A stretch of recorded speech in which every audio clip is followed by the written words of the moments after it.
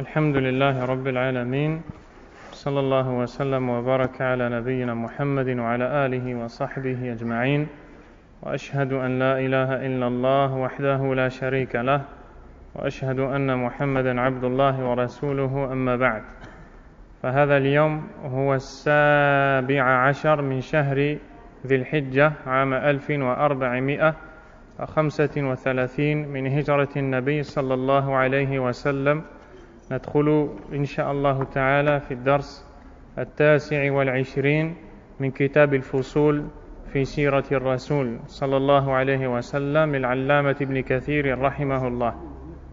Nous sommes le 11 octobre 2014. Aujourd'hui, Inch'Allah, nous allons entrer dans le 29e cours de l'étude de la biographie du prophète sallallahu alayhi wa sallam, le livre de l'imam Ibn Kathir rahimahullah, les passages ou les chapitres dans la vie du messager. Et nous sommes toujours en train de parler de ce chapitre important dans la sira, dans la biographie, qui est celui de Sulh al-Hudaybiyah, le traité de l'Hudaybiyah, qui a eu lieu, comme on l'a dit la dernière fois, en l'an 6 de l'émigration du prophète sallallahu alayhi wa sallam. Lorsque le prophète sallallahu alayhi wa sallam a décidé de se rendre à Médine dans le but d'accomplir une umrah, accompagné d'un nombre conséquent de compagnons. Ils étaient à peu près 1400, comme l'a dit l'imam Ibn al-Qayyim rahimahullahu ta'ala. Lorsque les kuffars de Quraysh ont appris que les musulmans se dirigeaient vers la Mecque pour y accomplir une umrah, ils ont décidé de former un groupe pour s'opposer à la venue du prophète sallallahu alayhi wa sallam.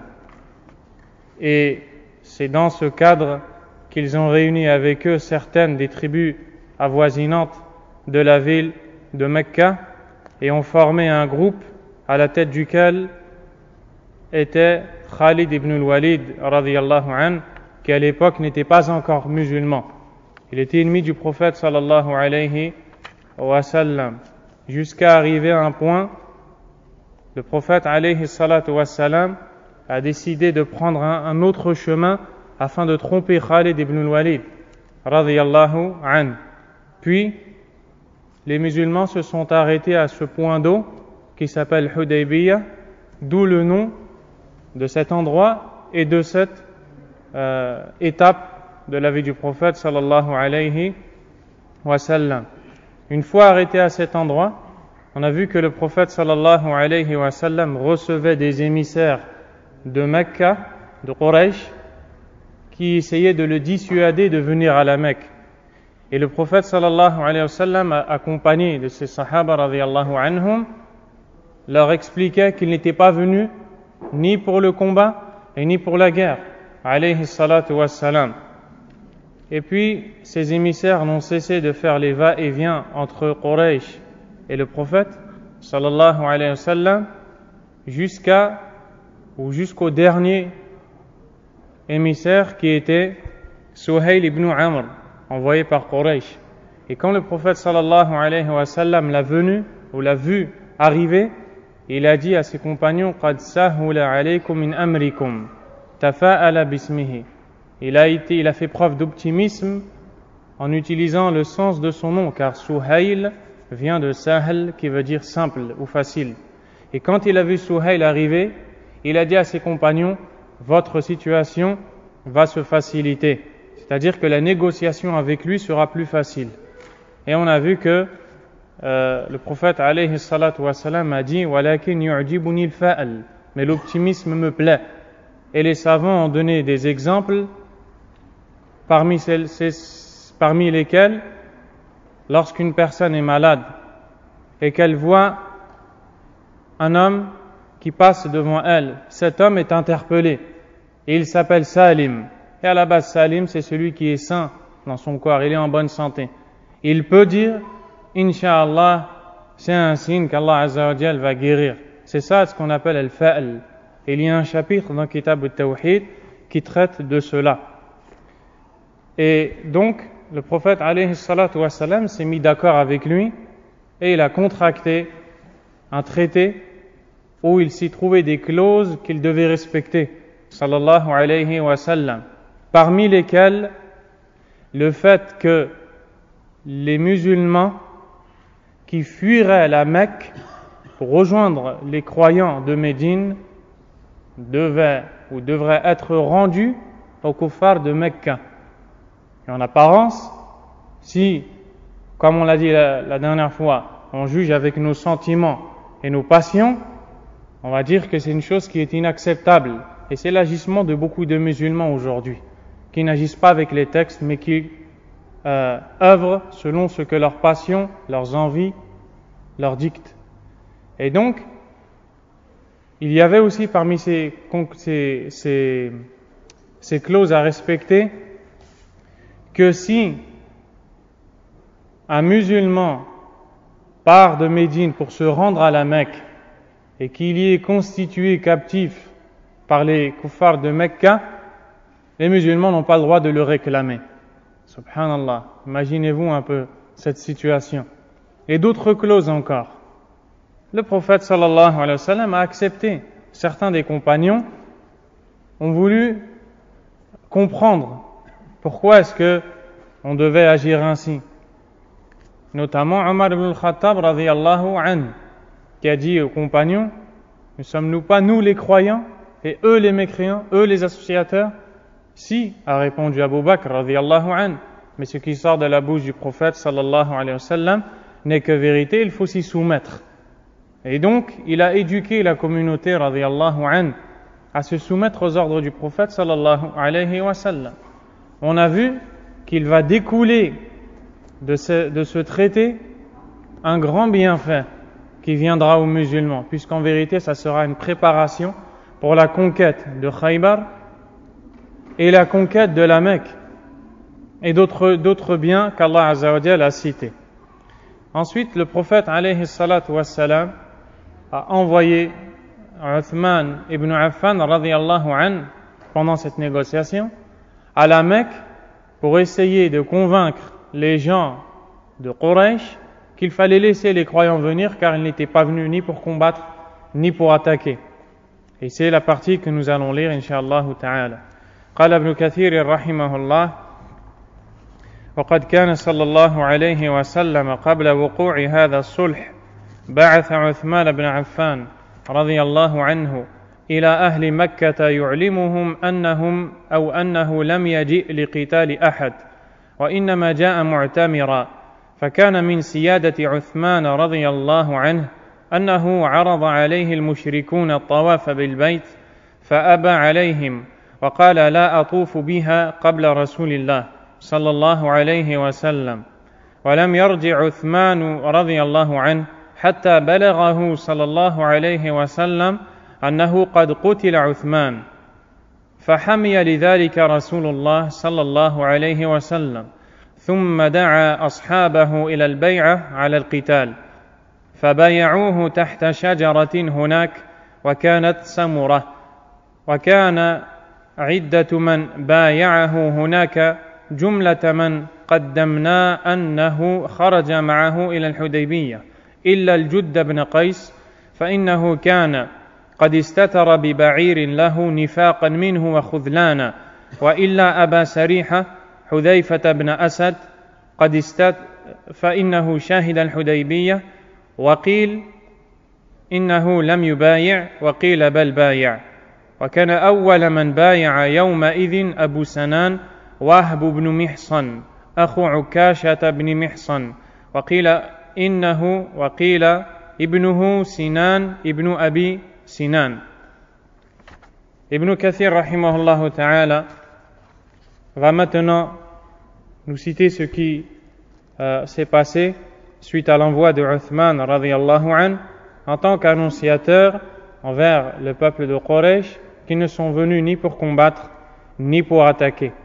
Ibn Kathir rahimahullah dit ce qui veut dire: avant la conclusion de cette trêve, le prophète sallallahu alayhi wa sallam avait envoyé Uthman ibn Affan radiyallahu anhu. Qui est Uthman ibn Affan radiyallahu anhu? Qui est Uthman ibn Affan? Est-ce normal qu'il n'y a qu'une seule main qui se lève? Qui est Uthman ibn Affan radiyallahu anhu? Naam. C'est le troisième calife du prophète sallallahu alayhi wa sallam. Qu'est-ce qu'il a comme particularité? Il a épousé 2 filles du prophète sallallahu alayhi wa sallam. Qu'est-ce qu'il a comme autre particularité? Naam. Il était connu pour sa pudeur, à un point où les anges d'Allah tabaraka wa ta'ala ont éprouvé envers lui de la pudeur. Et le prophète sallallahu alayhi wa sallam aussi. Et comme le disent certains savants, certaines personnes égarées n'ont pas éprouvé de la pudeur envers lui en le dénigrant ou en le critiquant, comme Sayyid Qutb. Wallahu al-musta'an. Donc, le prophète a envoyé Uthman ibn Affan radiyallahu anhu aux Mecquois afin de les rassurer sur ses intentions, afin de leur dire nous ne sommes pas venus pour combattre ni pour vous attaquer. Il n'était pas venu pour combattre qui que ce soit, mais pour accomplir une umrah. Compte tenu du respect dont jouissait Uthman, les polythéistes lui proposèrent d'accomplir le tawaf autour de la maison sacrée. Ils ont dit à Uthman, puisque tu es là, Uthman était issu d'une tribu respectée à Mecca. C'est pour ça que le prophète a décidé de l'envoyer lui, sallallahu alayhi wa sallam. Et quand il est arrivé à la Mecque, les mécréants de Mecca lui ont dit, puisque tu es ici, va accomplir le tawaf que tu es venu faire. Mais Uthman radiyallahu anhu, en respect pour le prophète sallallahu alayhi wa sallam, a fait ce que nous a dit Ibn Kathir rahimahullah. Mais s'y refusant, il leur répondit, il n'est pas question que j'effectue le tawaf avant le messager d'Allah sallallahu alayhi wa sallam. Et dans le hadith qui est rapporté par Al-Bukhari, dans l'histoire de l'Hudaybiyah et de tout ce qui s'est passé en détail, et vous pouvez y revenir incha'Allah, il est dit que lorsque Uthman a tardé à revenir, certains des compagnons ont dit qad tafa Uthman. Uthman a accompli le tawaf. Et le prophète sallallahu alayhi wa sallam a dit lam yatuf. Uthman n'a pas fait le tawaf, la circumambulation. Et les compagnons lui ont dit mais comment dis-tu cela au messager d'Allah? Wa ma yudrik, comment est-ce que tu le sais? Le prophète alayhi salatu wa sallam leur a dit dhalika dhanni bihi. C'est la pensée que j'ai de lui. Il connaît Uthman, il connaît le respect que Uthman a pour la sunna et pour la personne du prophète sallallahu alayhi wa sallam. En se basant sur cette connaissance qu'il a de lui, il a dit je sais qu'il n'a pas accompli le tawaf. Quand Uthman est revenu par la suite, les gens lui ont informé Uthman radiyallahu anhu de ce qui a été dit à son encontre. Et Uthman radiyallahu anhu leur a dit bi'sa ma dhanantum. Ô combien est mauvaise la suspicion que vous avez eue, ou bien la pensée que vous avez eue de moi. Jamais je n'accomplirai cela avant le messager d'Allah sallallahu alayhi wa sallam. Uthman ne regagna pas le camp des musulmans immédiatement, si bien que se propagea la rumeur selon laquelle il avait été tué, ce qui provoqua la colère du messager d'Allah alayhi salatu wassalam. Quand Uthman a tardé à rentrer, radiyallahu anhu, une rumeur a pris naissance et elle s'est propagée très rapidement dans les rangs des musulmans. Cette rumeur disait que Uthman a été tué, radiyallahu anhu. Cette rumeur est tombée dans l'oreille du prophète sallallahu alayhi wa sallam, qui n'a pas pu supporter une telle information. Nous l'avons envoyé pacifiquement, il était habillé, il portait la tenue d'ihram, sacralisation, il n'avait ni arme et ni envie de combattre qui que ce soit, et malgré tout cela, ils l'ont tué, radiyallahu anhu. Puis le prophète sallallahu alayhi wa sallam a immédiatement appelé tous ses compagnons et a fait avec eux ce qu'on appelle, et ce qui va être très connu dans sa vie, Bay'atul Ridwan, l'allégeance qui a suscité la satisfaction d'Allah, ou qui a causé la satisfaction d'Allah tabaraka wa ta'ala. Et d'ailleurs, dans le classement des meilleurs sahaba, radiyallahu anhum, il y a ashab bay'at al-ridwan, al-muhajirin, ceux qui ont quitté la Mecque vers Mecca, ce sont donc les premiers musulmans, al-ansar, ceux qui les ont accueillis, ahlu badr, les gens de la bataille de Badr, et enfin ashab bay'at al-ridwan, et d'autres aussi. Et donc ils ont une grande place chez Allah subhanahu wa ta'ala, et ceux d'eux qu'Allah azza wa jalla a parlé, laqad radiyallahu 'anil mu'minina idh yubay'unaka tahta ash-shajara, et on va le voir. Ibn Kathir a dit, il appela donc ses compagnons à lui faire allégeance en s'engageant à combattre à ses côtés. Le prophète a appelé les sahaba et leur a dit, il est dit que Uthman a été tué, je dois prendre dès maintenant votre engagement que vous allez venir pour les combattre et venger Uthman. L'allégeance eut lieu sous un arbre situé à Al-Hudaybiyah, un samoura. Samoura, c'est le nom d'une catégorie d'arbres. Le prophète sallallahu alayhi wa sallam reçut donc l'allégeance de tous les musulmans qui l'avaient accompagné à Al-Hudaybiyah. Et comme l'a dit Ibn al-Qayyim rahimahullah, ils étaient à peu près 1400. Et lorsque le prophète se tenait debout à côté de cet arbre, car cette allégeance a eu lieu au pied d'un arbre, il y avait une branche de cet arbre qui tombait et qui gênait le prophète sallallahu alayhi wa sallam. Et le compagnon Ma'qil ibn Yasar radiyallahu anhu essayait de pousser autant que possible cette branche de la tête du prophète sallallahu alayhi wa sallam, et il la tenait élevée afin qu'elle ne lui nuise pas. Et les compagnons sont venus les uns après les autres pour serrer la main au prophète alayhi salatu wa salam en signe d'allégeance et de promesse qu'ils vont lui obéir, le suivre et combattre à ses côtés sallallahu alayhi wa sallam. Et c'est d'eux qu'Allah azza wa jalla a parlé dans le verset que vous allez voir incha'Allah ta'ala.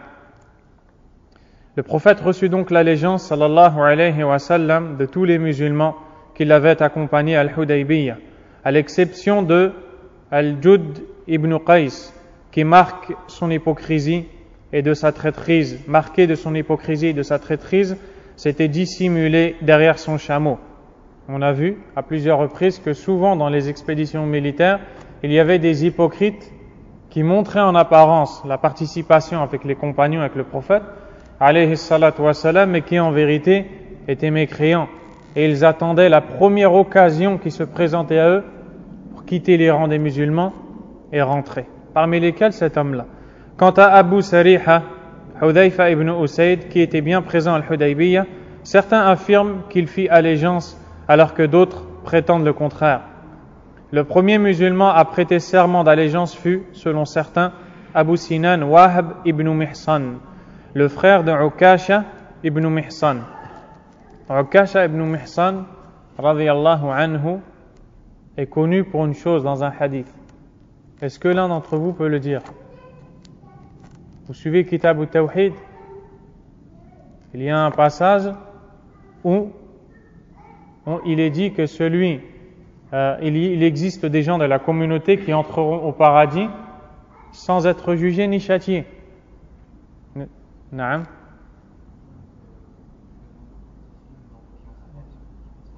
Exactement, c'est lui. Ukasha ibn Mihsan, c'est lui qui s'est levé après avoir entendu cette parole pour dire Ya Rasulullah, ud'ullah an yaj'alani minhum. Et le prophète, il a dit au messager d'Allah, invoque Allah en ma faveur, qu'il fasse que je fais partie ou que je rejoigne ces gens-là. Le prophète lui a dit anta minhum. Un autre s'est levé et lui a demandé la même chose. Le prophète alayhi salatu wassalam lui a dit sabaqaka biha Ukasha. Ukasha t'a devancé. Et ça, c'est une hikmah. Pour ne pas lui dire qu'il peut-être ne fait pas partie de ces gens-là, ce qui pourra peut-être le toucher, il lui a dit Ukasha t'a devancé. Et donc, c'est son frère, radiyallahu an, qui était présent et dont on parle ici. Le frère d'Ukasha ibn Mihsan, ou selon d'autres, son fils, Sinan. Ibn Kathir, rahimahullah ta'ala, a dit وَبَايَعَ سلمة بن الأكوع رضي الله عنه يومئذ 3 مرات بأمر رسول الله صلى الله عليه وسلم له بذلك كما رواه مسلم عنه. ووضع صلى الله عليه وسلم يده عن نفسه الكريمة ثم قال وهذه عن عثمان، فكان ذلك أجل من شهود تلك البيعة، وأنزل الله عز وجل في ذلك لقد رضي الله عن المؤمنين إذ يبايعونك تحت الشجرة. وقال صلى الله عليه وسلم لا يدخل أحد ممن بايع تحت الشجرة النار.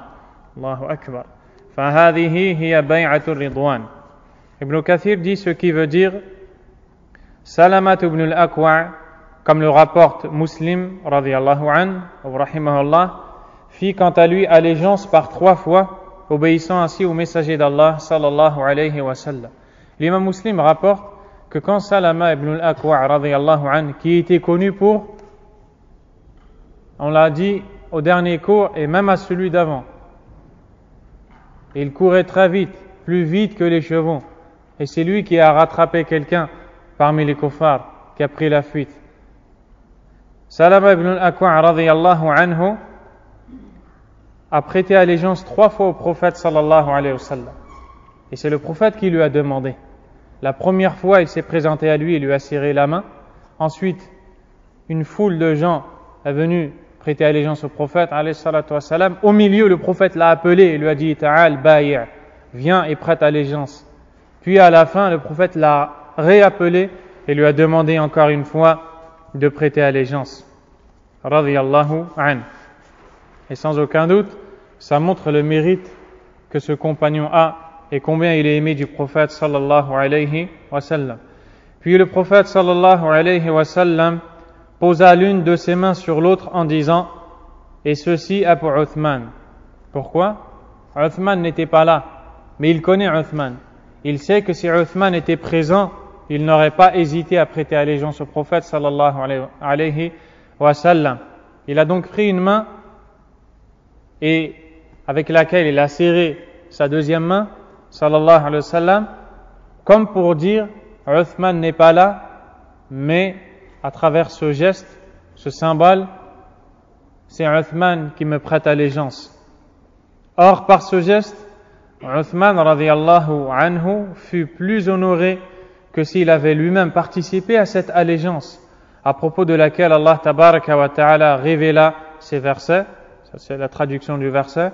Allah a très certainement agréé les croyants quand ils te prêtèrent serment d'allégeance sous l'arbre.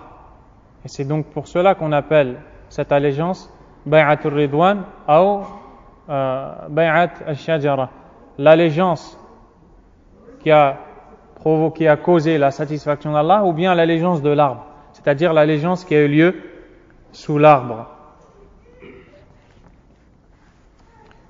ولما فرغ النبي صلى الله عليه وسلم من مقاضاة المشركين كما قدمنا شرع في التحلل من عمرته وأمر الناس بذلك فشق عليهم وتوقفوا رجاء نسخه فغضب النبي صلى الله عليه وسلم من ذلك فدخل على أم سلمة هي زوجته صلى الله عليه وسلم فقال لها ذلك فقالت اخرج أنت يا رسول الله فاذبح هديك واحلق رأسك والناس يتبعونك يا رسول الله فخرج ففعل ذلك فبادر الناس إلى موافقته فحلقوا كلهم إلا عثمان بن عفان وأبا قتادة الحارث بن ربعي فإنهما قصرا ذكره السهيلي في روض الأنف.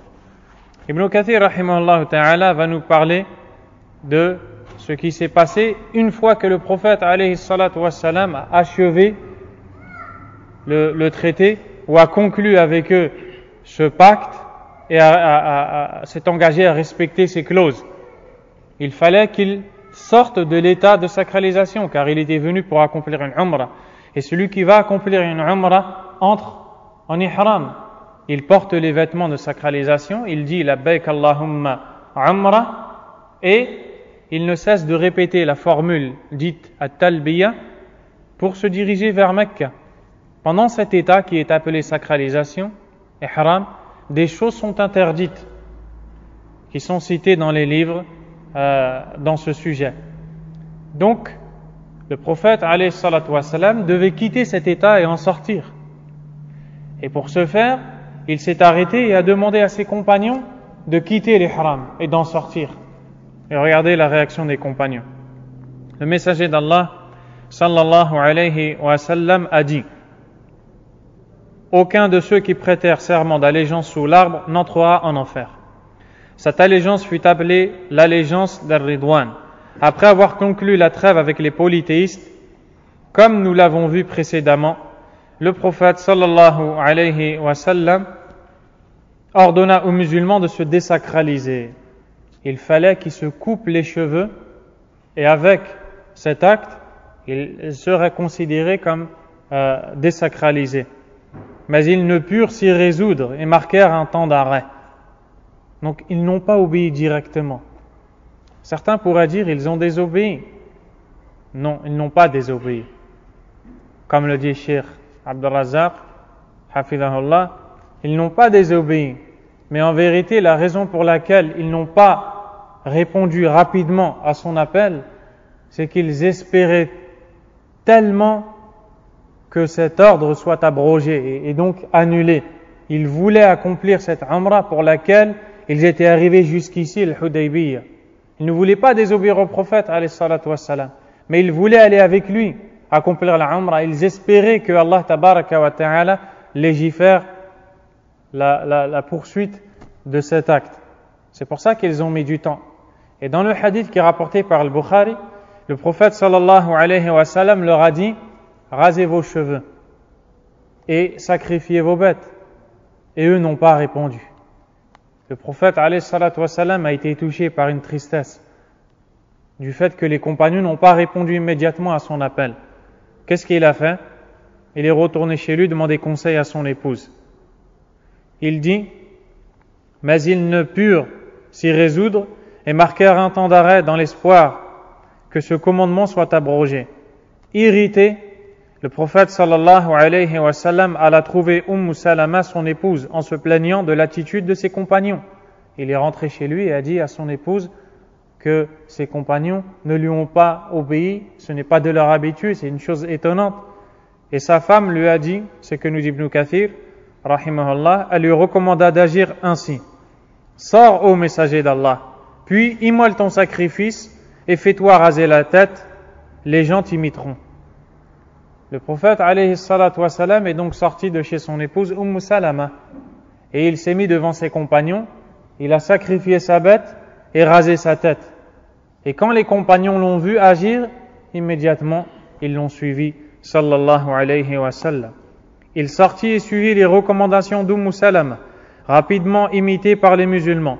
Tous se rasèrent la tête, à l'exception de Uthman ibn Affan et Abu Qatada al-Harith ibn Rib'i, qui se contentèrent de se faire couper les cheveux, c'est-à-dire raccourcir les cheveux. Comme l'indique As-Suhayli dans Rawd al-Unuf. Suhayli, c'est un imam qui a écrit ce livre, Rawd al-Unuf. C'est un livre dans la biographie du prophète sallallahu alayhi wa sallam. Et donc, les compagnons ont suivi le prophète sallallahu alayhi wa sallam. قال وكاد بعضهم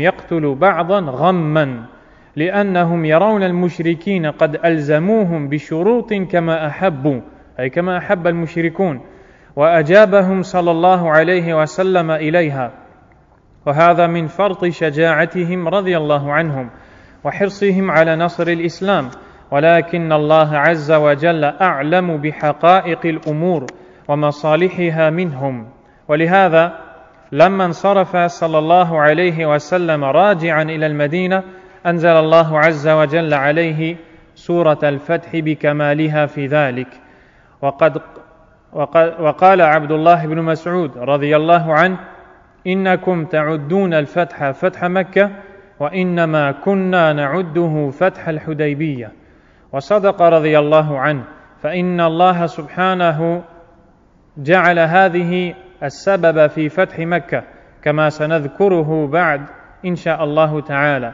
وعوض من هذه خيبر سلفا وتعجيلا فكانت مدة إقامتهم بالحديبية نحوا من 20 ليلة.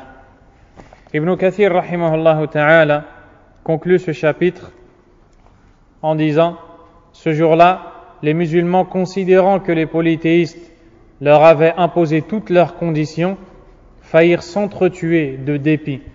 Ils étaient tellement habités par la tristesse, par le désarroi, radiyallahu anhum, de se voir dans l'obligation de respecter toutes ces conditions que les kuffars leur ont imposées, que comme le dit Ibn Kathir rahimahullah ta'ala, ils faillirent s'entretuer. Bien sûr, ils n'allaient pas le faire, mais c'est pour montrer combien était grande la préoccupation qui les touchait, radiyallahu anhum. Et ce, compte tenu de leur bravoure et de leur désir de faire triompher l'islam. Mais Allah Azza wa Jal connaissait mieux qu'eux l'intérêt et les conséquences d'une telle trêve. Car quand Allah Tabaraka wa Ta'ala décrète quelque chose, même si en apparence le musulman voit son shaitan ou voit ses sentiments ou ses ressentis lui dire qu'il ne faut pas agir, il doit agir. Car Allah Tabaraka wa Ta'ala est celui qui l'a créé lui et ses sentiments. Et Allah Tabaraka wa Ta'ala connaît le bien pour lui-même mieux qu'il ne le connaît pour sa propre personne. Et quand il décide une chose, subhanahu wa ta'ala, il faut s'y soumettre. Même si en apparence, cette chose donne l'impression d'être mauvaise. Elle n'est que bonne si elle vient d'Allah et du prophète sallallahu alayhi wa sallam. Aussi, sur la route de son retour à Médine, Allah tabaraka wa ta'ala fit descendre sur le prophète sallallahu alayhi wa sallam la sourate Al-Fath, la victoire. Regardez le khayr maintenant qui arrive. Après la soumission, après la patience, après l'endurance, malgré, comme on l'a dit plusieurs fois, ce qui apparaît comme mal pour les musulmans, mais du fait qu'ils se sont soumis, sur le retour de l'Hudaybiyah à Médine, ils ont quitté l'ihram, ils se sont rasés les cheveux, ont sacrifié leurs bêtes, se sont soumis aux conditions imposées par les kuffars. Ils ont rendu des sahaba qui ont fui la Mecque et qui sont venus à Médine, comme Abu Jandal, comme on l'a vu la dernière fois, il est venu menotté, enchaîné, radiyallahu anhu.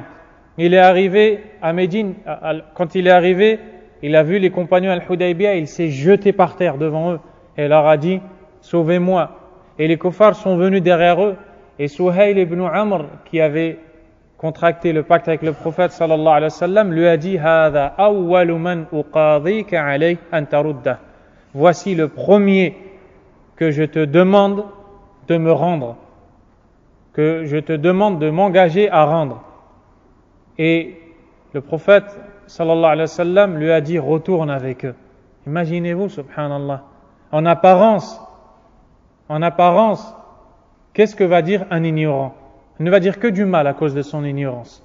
Le prophète sallallahu alayhi wa sallam, y a-t-il quelqu'un qui veut le bien pour sa ummah, pour ses frères dans la foi, plus que le prophète sallallahu alayhi wa sallam? La réponse est négative. Sinon, la personne qui dit ça a mécru, wal'iyadhu billah. Le prophète dit à ce compagnon: retourne avec eux, avec les ennemis d'Allah tabaraka wa ta'ala. Pourquoi? Car quand Allah légifère quelque chose, il faut suivre, un bien viendra derrière. Donc, toutes ces personnes-là, des passions ou de l'innovation, qui prennent à la dérision les gens de la sunna, quand un malheur touche la ummah et que les ulama de la sunna disent à la ummah comment il faut agir, ils se moquent d'eux. Et ils disent que ces gens-là ne veulent pas de bien pour la communauté, sont arriérés, ils ont fait marche arrière, ou bien ils se sont arrêtés dans leur façon de réfléchir, etc. En vérité, c'est eux qui ont tort. Car si on suit leur raisonnement, que dire alors de ce qu'a fait le prophète sallallahu alayhi wa sallam quand il a dit à Abu Jandal de retourner avec les kuffars? Donc, il faut se soumettre à l'ordre d'Allah. Et la baraka tout entière réside dans la sunna et son suivi. Walhamdulillah. Et c'est grâce à Allah tabaraka wa ta'ala que l'on peut parler comme cela et essayer de s'accrocher à cette croyance. Dans cette époque où les troubles et les ambiguïtés sont tellement nombreuses qu'on ne peut les dénombrer. Ibn Kathir rahimahullah ta'ala a dit aussi sur la route de son retour à Médine, Allah tabaraka wa ta'ala fit descendre sur le prophète sallallahu alayhi wa sallam la sourate Al-Fath en entier, sourate 48 du Coran. Lisez-la, incha'Allah. Au sujet de ces événements, par quoi est-ce qu'Allah commence cette sourate? Il dit Inna fatahna laka fathan mubina. Nous t'avons accordé une victoire éclatante. De quoi est-ce qu'il parle? De quoi est-ce qu'il parle? Hein? De quoi? Non. De quelle victoire éclatante est-ce qu'il parle? Fath Mecca, la conquête de la Mecque. C'est-à-dire, tu t'es soumis, vous les compagnons, vous vous êtes soumis au prophète, la Mecque va revenir dans vos mains.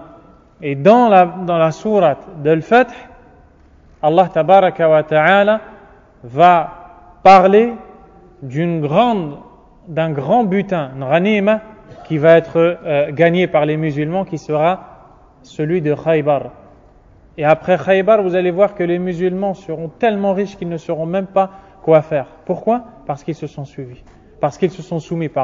Ils ont suivi les ordres du prophète sallallahu alayhi wa sallam. Allah leur a donné la dunya. Alors que les gens ne suivent pas les ordres du prophète sallallahu alayhi wa sallam, Allah ne leur donne ni le din, ni la dunya. Ou bien il leur donne la dunya sans y mettre une baraka. Et elle sera une cause de malheur pour eux. Wal'iyadhu billah. Et quand Allah azza wa jalla a dit, comme l'a dit Cheikh Abdel Razzaq, Inna fatahna laka fathan mubina, c'est-à-dire, nous t'avons accordé une victoire éclatante, les sahaba ont dit, Hada laka ya Rasulallah, wa man ladhi lana, ceci est pour toi, ô messager d'Allah, mais qu'est-ce qui est pour nous? Et Allah tabaraka wa ta'ala a révélé les suites des versets où il dit, Wa'adakumullahu maghanima kathiratan ta'khudunaha. Allah vous a promis un très grand butin que vous prendrez bientôt. Et donc, cette sourate a été révélée sur le retour de l'Hudaybiyah vers Médine. Abdullah ibn Mas'ud radiyallahu anhu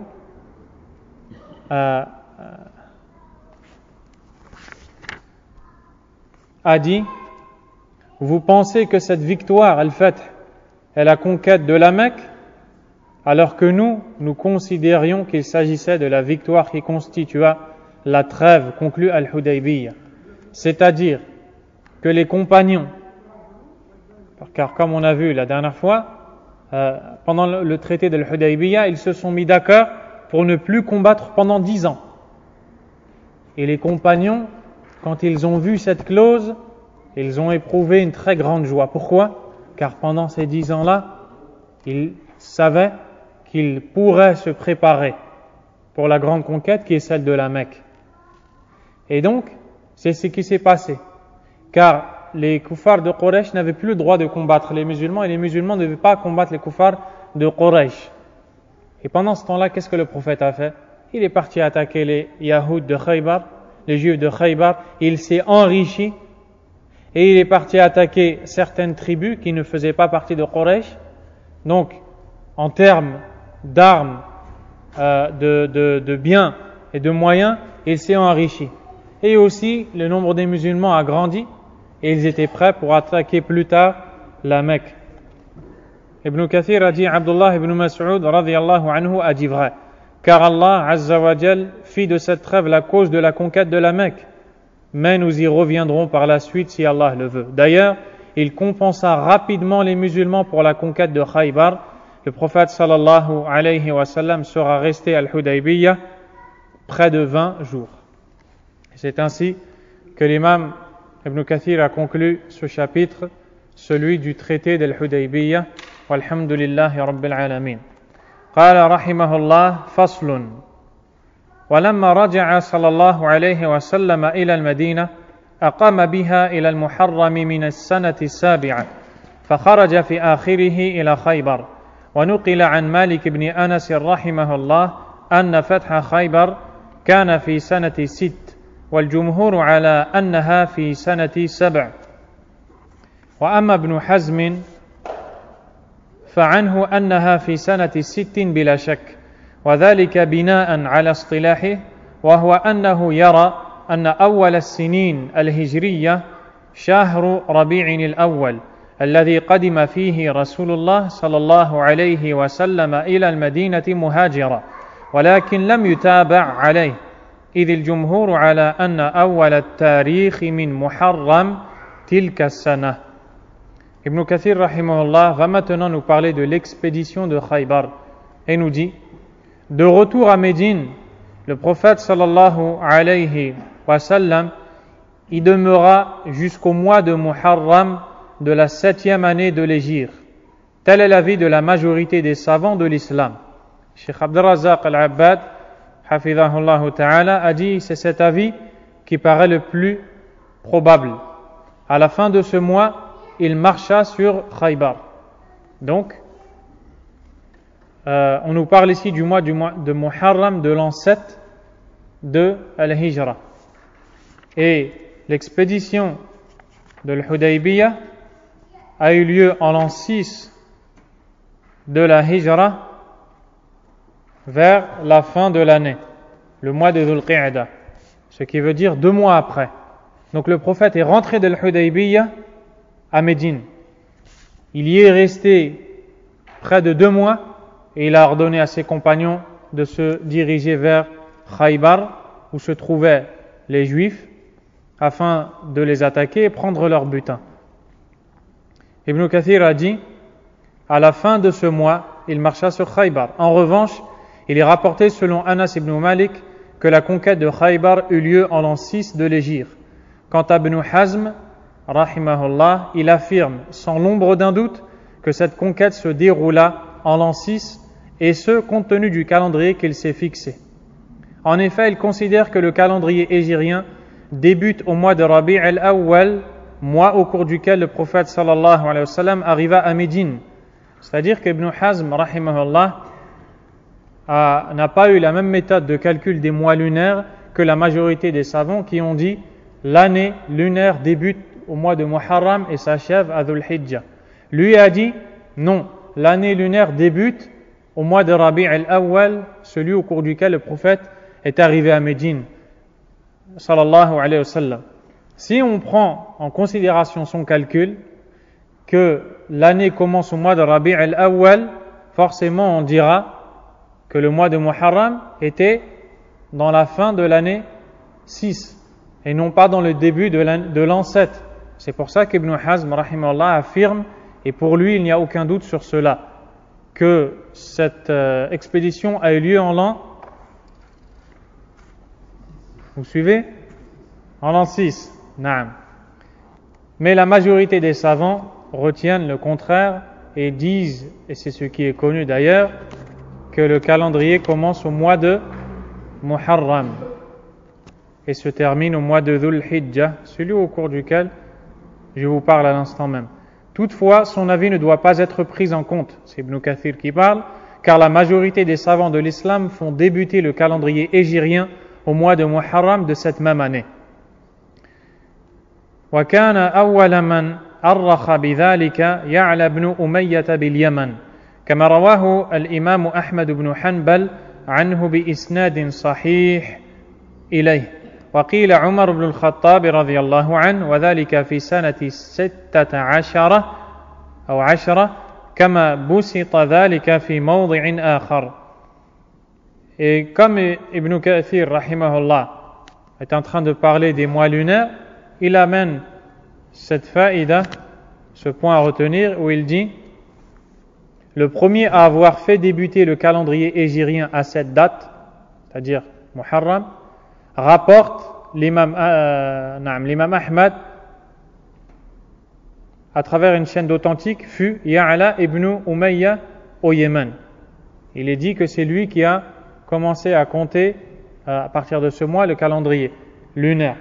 Mais d'autres savants affirment autre chose. D'autres affirment qu'il s'agit de Omar ibn al-Khattab radiyallahu anhu, et ce en l'an 16 de l'Hégire, comme cela est décrit en détail par ailleurs. فسار صلى الله عليه وسلم إليها واستخلف على المدينة نميلة بن عبد الله الليثي فلما انتهى إليها حاصرها حصنا يفتحه الله عز وجل عليه ويغنمه حتى استكملها صلى الله عليه وسلم وخمسها وقسم نصفها بين المسلمين وكان جملة من حضر الحديبية فقط وأرصد النصف الآخر لمصالحه ولما ينوبه من أمر المسلمين. Ibn Kathir rahimahullah ta'ala dit: le messager d'Allah sallallahu alayhi wa sallam marcha donc sur Khaybar non sans avoir nommé Numaylah ibn Abdullah al-Laythi à Médine pour le remplacer à la tête des musulmans. Comme à son habitude, lorsque le prophète sallallahu alayhi wa sallam quitte Médine pour une expédition, il désigne quelqu'un qui s'occupe de diriger les musulmans durant son absence. Ibn al-Qayyim rahimahullah, ici Ibn Kathir nous dit que cet homme était Numaylah ibn Abdullah al-Laythi. Ibn al-Qayyim nous dit que c'était plutôt Siba' ibn Urfuta radiyallahu anhu et que c'est ce qui est connu. Wallahu ta'ala a'lam. Arrivé à Khaybar, il fit le siège de leur forteresse qu'Allah lui permit de conquérir l'une après l'autre. Les habitants de Khaybar, les Juifs, avaient des forteresses où ils se réfugiaient. Et ils donnaient des noms à leurs forteresses en fonction de la protection que celle-ci pouvait apporter à celui qui s'y réfugiait. Et celle qui était connue comme étant la plus protectrice était Hisn Marhab. Et Marhab, c'est un homme à la base, c'est un juif. Et dans sa forteresse, les gens étaient, en apparence en tout cas, très bien protégés. Et c'est la dernière qui a été ouverte par le prophète sallallahu alayhi wa sallam. Lorsque le prophète a pénétré le village de Khaybar, l'imam Muslim nous rapporte que la première chose qu'il a dit, Allahu Akbar, Kharibat Khaybar.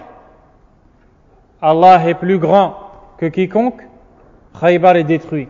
C'est-à-dire, ça y est, nous avons pénétré ce village qui va être voué à la destruction.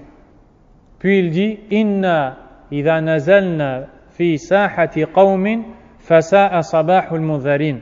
Nous autres les musulmans, lorsque l'on descend et on fait halte sur la terre d'un peuple, comment traduire fasa'a sabahul mundharin? Barakallah fi. Quelle mauvaise matinée pour ce peuple averti.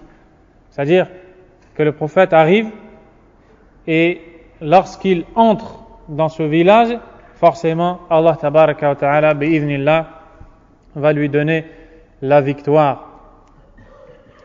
Et c'est donc ce qui s'est passé. Ibn Kathir a dit, il répartit la moitié du butin entre les musulmans. Naam. Le prophète sallallahu alayhi wa sallam a pris le butin. Mais avant d'entrer dans la question du butin, sachez que lorsqu'ils sont arrivés devant la forteresse de Marhab, Marhab est sorti de celle-ci et a demandé al-biraz, l'affrontement. Et Amir, radiyallahu anhu, un des compagnons, est venu avec son épée qui n'était pas une épée longue ou grande. Et il a donc affronté cet homme-là, Marhab, le juif. Il y a eu un combat qui s'est entamé entre eux. Et Amir radiyallahu anhu a asséné un coup d'épée à Marhab. Et dans le combat, sa propre épée est revenue sur lui et il est mort de son coup. Du retour de son coup, il est mort. Radiyallahu anhu.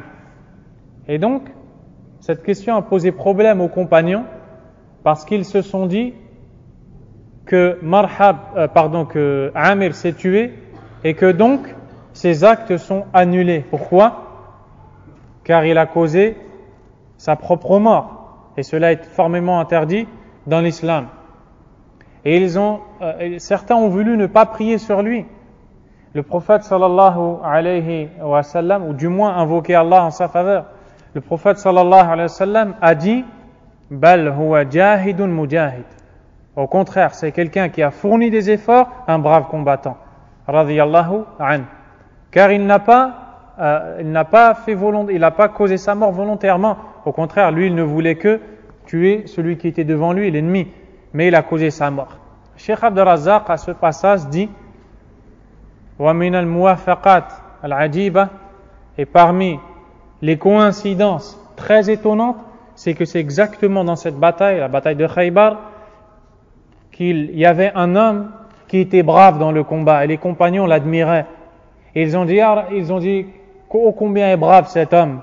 Le prophète sallallahu alayhi wa sallam a dit, huwa finnar, cet homme est dans le feu. Un des compagnons a été pris par l'étonnement et il a décidé de le suivre.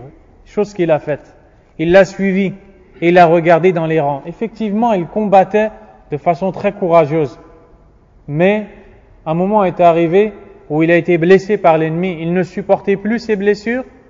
Il a posé son épée et a rentré son corps dans l'épée et il s'est suicidé. L'homme est venu voir le prophète sallallahu alayhi wa sallam et lui a dit, tu as dit vrai au messager d'Allah. Tu as dit vrai au messager d'Allah, il s'est suicidé. Cheikh Abd al-Razzaq profite de cet instant pour dire que cela nous montre que chez les compagnons, il est enraciné la connaissance qu'il est formellement interdit de se causer la mort volontairement. C'est pour ça certains ne voulaient pas invoquer Allah Azza wa Jal pour Amir radiyallahu anhu, mais il ne l'a pas fait volontairement. Donc ils savent qu'on n'a pas le droit de se causer la mort. Il dit, que dire alors de ceux qui se causent la mort au jour d'aujourd'hui, les Khawarij, ceux qui portent les ceintures explosives ou les voitures, les véhicules bourrés d'explosifs, dans le but de faire des dégâts ou de tuer des victimes, et des gens innocents qui n'ont rien à voir. Que dire alors s'il s'ajoute à cela le fait que les victimes sont des croyants? Wal'iyadhu billah. Cela est formellement interdit. Et beaucoup de gens pensent suivre les sahaba en agissant ainsi, alors qu'en vérité, vous venez de voir qu'ils n'ont rien à voir avec leur guidé. Radiyallahu ta'ala anhum. Et donc, Amir est décédé. Puis, Marhab a demandé un autre affrontement. Et c'est alors que le prophète sallallahu alayhi wa sallam a envoyé Ali ibn Abi Talib radiyallahu anhu, qui lui a tranché la gorge avec son épée. Et d'ailleurs, au début de la bataille de Khaybar, lorsque les compagnons ont fait halte avec le prophète sallallahu alayhi wa sallam, le prophète a dit le soir, la u'tiyanna ar-rayata ghadan rajulan yuhibbu Allah wa rasulahu wa yuhibbuhu Allah wa rasulahu yaftahu Allah ala yadayhi wa qad fataha Khaybar ala yadayhi. Il dit, je vais donner l'étendard demain à un homme qui aime Allah et son messager et qui est aimé d'Allah et son messager. Et Allah apportera la conquête par sa cause. Toute la nuit, les compagnons ont discuté. Toute la nuit, les compagnons ont discuté. Qui est cet homme? Certains ont dit, la'allahum alladhina aslamu ma'a rasulillah sallallahu alayhi wa sallam. Il se peut que ces gens-là, que celui-là fasse partie des gens qui sont venus se convertir avec le prophète alayhi wa sallam. Il se peut que, et ainsi de suite. Le hadith, vous l'avez vu dans Kitab al-Tawhid. Et donc, à la fin, le lendemain matin, le prophète sallallahu alayhi wa sallam a dit, Aïna Ali ibn Abi Talib? Où est Ali ibn Abi Talib radiyallahu anhu? Et Omar ibn al-Khattab radiyallahu anhu a dit, Ma ahbabtu ar-ri'asa illa fi dhalika al-yawm. Omar ibn al-Khattab radiyallahu anhu a dit, je n'ai jamais aimé le pouvoir ou bien être gouverneur à l'exception de ce jour-là. C'est-à-dire la seule raison qui avait poussé ce jour-là Omar à devenir le gouverneur pour cette expédition, c'est le fait que cet homme qui va être le gouverneur de cette expédition a été décrit comme aimant Allah et son messager et étant aimé d'Allah et de son messager. Ils ne veulent pas la dunya. Ils ne veulent rien de ce bas monde. Ils veulent être aimés d'Allah tabaraka wa ta'ala. Et donc, Omar, tous les compagnons ont discuté entre eux. Au bon matin, ils attendent que le prophète vienne et l'appelle. Chacun en espérant que ce soit lui qui va être appelé. Le prophète dit, Aïna Ali ibn Abi Talib radiyallahu anhu. Et Ali ibn Abi Talib radiyallahu anhu se plaignait d'une maladie qui avait touché ses yeux, à un point il ne pouvait même plus voir le chemin quand il marchait. Le prophète sallallahu alayhi wa sallam a dit, faites-le venir. Ali est venu à lui, radiyallahu anhu, le prophète lui a craché dans ses yeux et il a retrouvé une vue parfaite, radiyallahu anhu. Wa sallallahu ala nabiyyina wa ala alihi wa sahbihi ajma'in.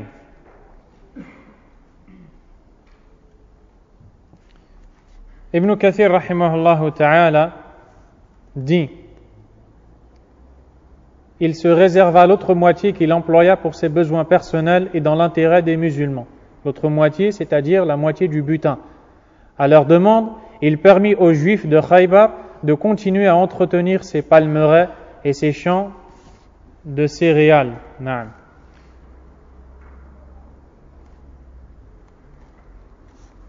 واستعمل اليهود الذين كانوا فيها بعدما سألوا ذلك عوضا عما كان صالحهم عليه من الجلاء على أن يعملوها ولرسول الله صلى الله عليه وسلم النصف مما يخرج منها أي من أرض خيبر من ثمر أو زرع وقد اصطفى صلى الله عليه وسلم من غنائمها صفية بنت حيي بن أخطب لنفسه فأسلمت فأعتقها وتزوجها وبنى بها في طريق المدينة بعدما حلت.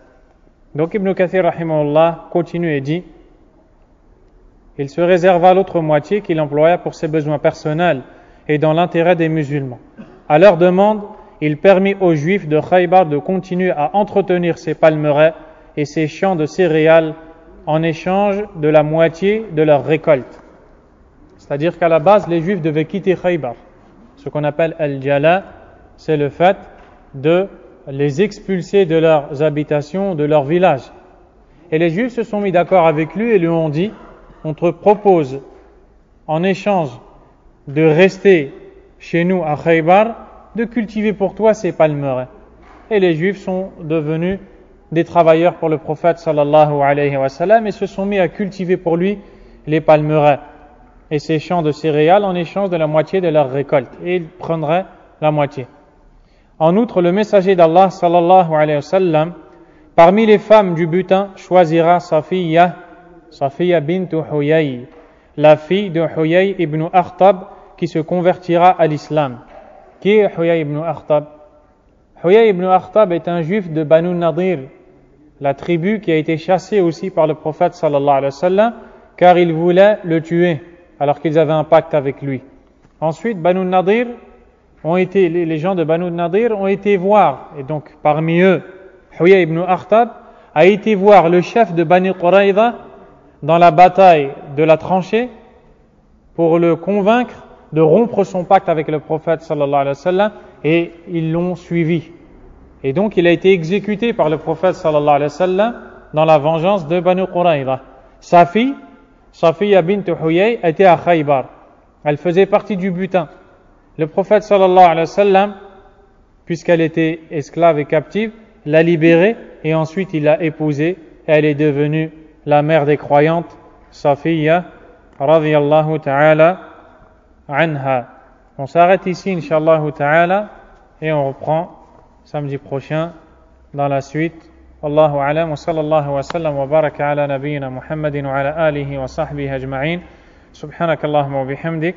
Ashhadu an la ilaha illa ant astaghfiruka wa atubu ilayk.